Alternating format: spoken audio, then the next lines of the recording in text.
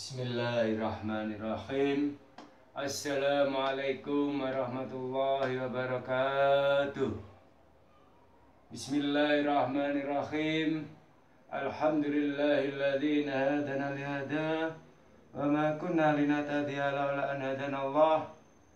Subhanallah walhamdulillah wa la ilaha illallah wallahu akbar.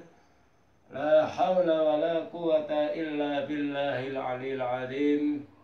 Sadaqallah, alhamdulillahi rabbil alamin. Matur nembah nuwun ya Allah atas segala anugerah dan nikmat yang Kau berikan pada hambamu ini sebagai manusia ya Allah. Nikmat yang luar biasa, nikmat kesehatan, nikmat keselamatan, nikmat Islam dan ihsan. Nikmat kesehatan kepada keluarga kami, nikmat keluarga yang tambah sakinah, mawaddah warahmah. Amin. Selawat dan salam mudah-mudahan tetap teragungkan pada baginda Rasulullah SAW yang telah kita harap-harapkan syafaatnya nanti ila yaumil qiyamah. Di sini kita ngaji bareng, muhasabah bareng, berpikir bareng, bermotivasi diri bersama, dan menebar kebaikan.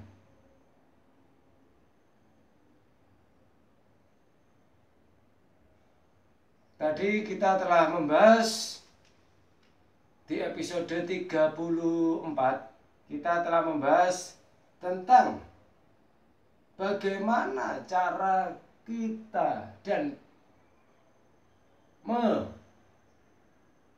melayani tamu yang datang, dan bagaimana pahalanya ketika ada tamu di rumah kita dan sebagainya.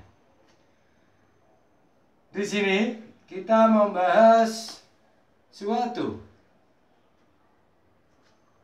di dalam kitab Durratun Nasikhin tentang keutamaan di dalam bersedekah. Keutamaan dalam bersedekah, Rasulullah telah bersabda, Bismillahirrahmanirrahim, Inna fi sadaqati khamsan hisalin, al-ula tajiduhum fi amwalihim, wa saniyatu dawa'ul lil maradi, wa salisatu yarfa'ullahu anhumul bala'a, wa rabi'atu yamurruna ala sirati kalbarki khotifi, wal khamisatu yadkhuluna al-jannati bighairi hisabin. Yang artinya ada 5 keuntungan di dalam bersedekah. Ada 5 keuntungan di dalam bersedekah. Yang pertama adalah menambah harta kekayaan. Yang kedua, obat penyembuh penyakit. Ketiga, Allah Subhanahu wa taala menghilangkan bala mara bahaya. Keempat, pemberi sedekah akan melintasi sirat laksana petir yang menyambar. Kelima, mereka akan masuk surga tanpa melalui hisab. Dari sabda Rasulullah SAW itu ada 5 perkara, ada 5 keuntungan di dalam kita bersedekah secara tulus, secara ikhlas, secara benar-benar bersedekah tanpa pamrih, bersedekah tanpa pengen dipuji orang lain, bersedekah tanpa dipandang sebagai orang terkaya, bersedekah tanpa minta diwah manusia lain, bersedekah tanpa dipuji-puji orang lain, tanpa maksud apapun kecuali ridhallahi wa syafaati Rasulillah. Yang pertama adalah menambah harta kekayaan. Secara logika, secara matematika, 1000 kita sedekahkan 500 sama dengan kita 500, mempunyai 500. Tetapi di dalam Rasulullah bersabda hadis ini bahwa menambah harta kekayaan, ketika kita bersedekah 10.000, pasti Allah akan membalas 100.000. Kapan waktunya nggak tahu. Mungkin dibalas dengan keluarga kita tambah sakinah mawaddah warahmah. Mungkin sama Allah dibalas dengan keluarga kita yang tambah sehat walafiat. Kemungkinan dibalas oleh Allah dengan anak kita cita-citanya tercapai. Dan lain-lain sebagainya. Secara matematika tidak masuk logika, tapi secara di hadis ini itu adalah kita harus percaya bahwa sedekah itu akan menambah harta kekayaan. Kalau pengen kaya, bersedekahlah. Tapi benar-benar bersedekah karena Allah Ta'ala. Masalah dibalas Allah kapan? Itu hak Allah, kehendak Allah. Entah tahun ini dibalas, entah tahun besok dibalas. Kalau enggak kepada kita, mungkin ke anak-anak kita, mungkin ke anak kita, ke anak cucu kita, cucu-cucu kita, dan anak keturunan kita. Kita enggak tahu. Yang penting kita bersedekah ridhallahi wa li syafaati Rasulillah.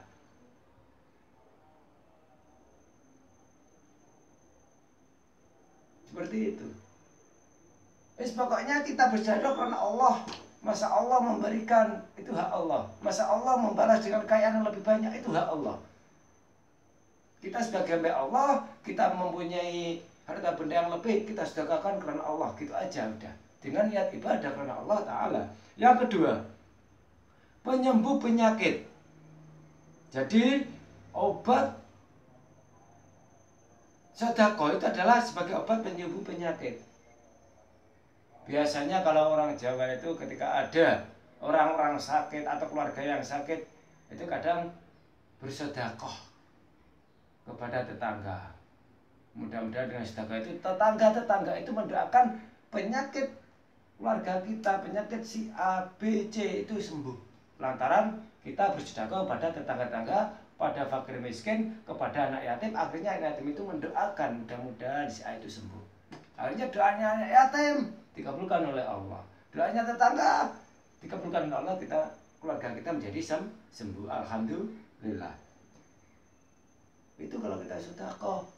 Jadi ada perantara-perantara yang mendoakan kita. Kita memberikan kepada fakir miskin, yatim piatu, kepada tetangga-tetangga kita dengan ucapan terima kasih. Tetangga kita mendoakan. Mudah-mudahan sakitnya sembuh, mudah-mudahan lekas sembuh.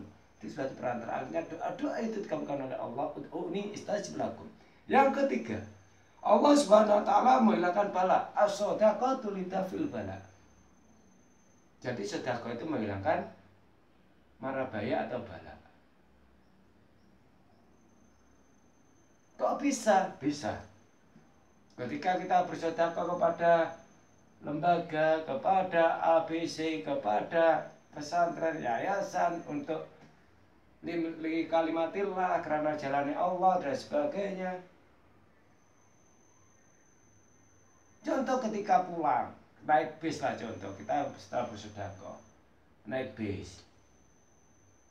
Karena bersedekah karena Allah Ta'ala, ketika naik bis, di dalam bis itu ada, di situ jalannya ada lubang. Akhirnya supirnya, oh ada lubang, dihindari dengan cepat. Itu adalah bentuk dimana kita dihindarkan dari bala. Perantara supir. Seperti itu.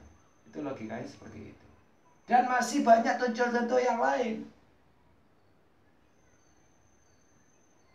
Mungkin kita naik sepeda motor karena kita sering dan tulus ikhlas bersedekah, ada sedekah lidafil bala.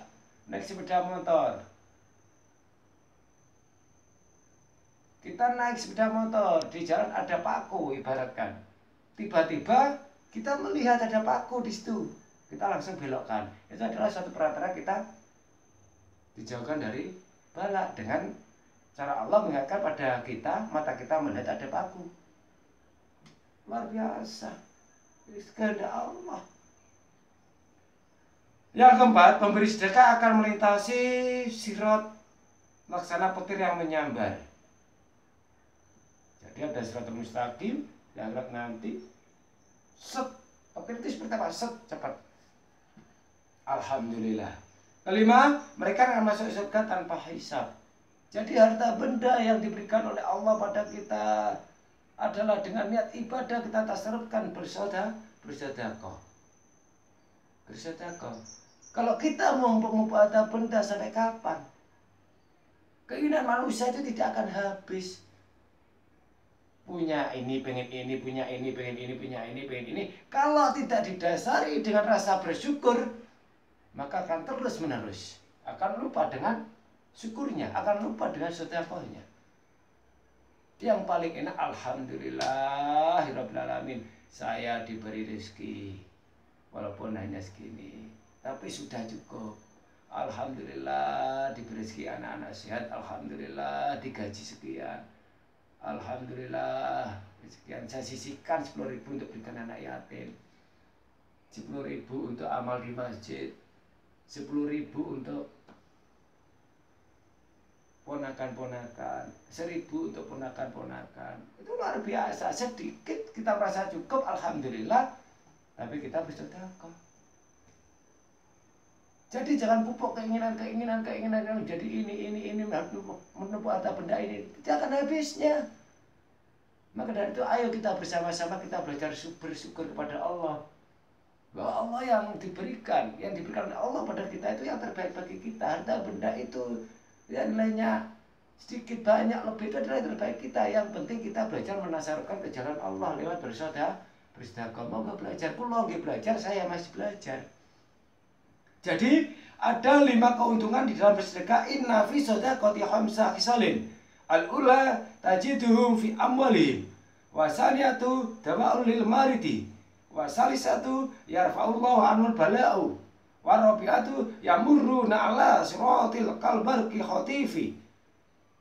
Wal khamisatu yadkhuluna al-jannah bi ghairi hisab. Sabda Rasulullah. Wallahu a'lam bishawab. Mudah-mudahan Allah memberikan rahmatnya pada kita. Mudah-mudahan syafaat Rasulullah selalu mengelilingi kita semua. Mudah-mudahan kita menjadi orang yang benar-benar tulus dan ikhlas dalam bersedekah. Belajar mulai sekarang 1.000, 2.000, 3.000, monggo kita belajar, pelongge belajar. Wabillahi taufiq wa hidayah. Wassalamualaikum warahmatullahi wabarakatuh.